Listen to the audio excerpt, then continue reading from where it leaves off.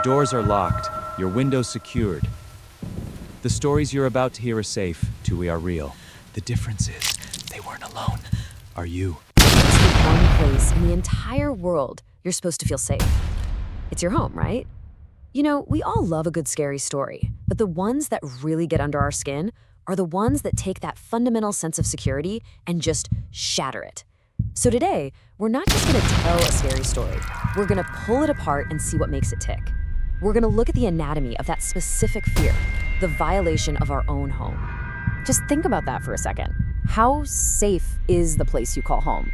It's a question that kind of cuts deep, doesn't it? Because that feeling, that almost unconscious assumption that we're safe behind our own front door, that's the very foundation we're about to test. For pretty much all of us, our home is so much more than just walls and a roof.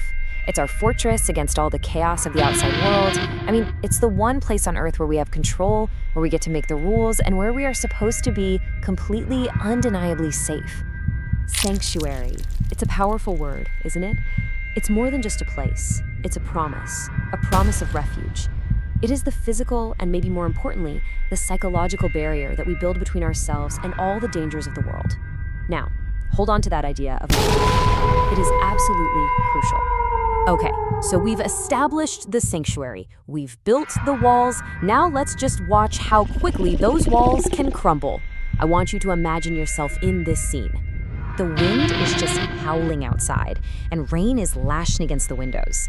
You know the kind of night I'm talking about? The kind that makes you so grateful to be indoors. The sounds of the storm are almost like a comforting blanket of noise, isolating you from everything else out there. The day is done. The house is quiet, except for that storm. This is your time. That solitude, it feels like peace, like a well-earned reward. You can finally let your guard down. And it's not a question, it's just a fact. In this moment, cocooned by the storm and the familiar comfort of your own home, safety is the very last thing you would ever think to question. You are completely at ease. And then, that. A sound that does not belong. It is sharp, it's violent, and it's completely out of place. And just like that, every single ounce of comfort just evaporates. Your heart starts pounding in your chest. That's not the storm. No way. That is something trying to get in. Your fight or flight response is screaming right now. But what comes next is even worse. See, this isn't just a random act of violence.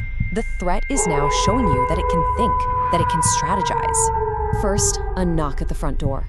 Loud, deliberate. You freeze, every muscle tense.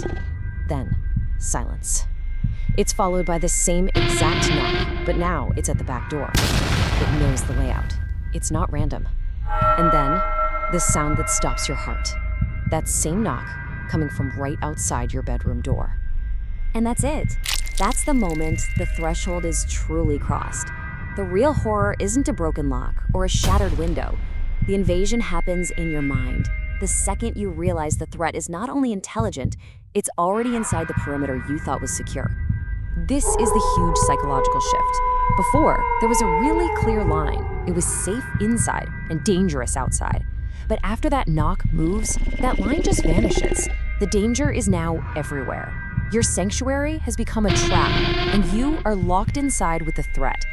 So why is this specific kind of story so deeply effective? Why does it haunt us long after we hear it? Let's take a step back and break down the mechanics of this particular brand of terror. It works because it attacks 4 of our most primal fears, all at once. First, you have the violation of a sanctuary. The one place you're supposed to be safe is compromised. Then there's a complete loss of control. You're no longer the master of your own home. It introduces an intelligent predator. This isn't a mindless monster, but a thinking entity that's actively hunting you. And finally, you've got the terrifying fear of the unknown. You don't know who it is, what they want, or what they're going to do next. So, the next time you're home alone and the house makes one of those strange noises, what are you going to think? We build our lives on the assumption that our homes are safe. But the power of this story lies in its simple, absolutely terrifying question: what if they're not?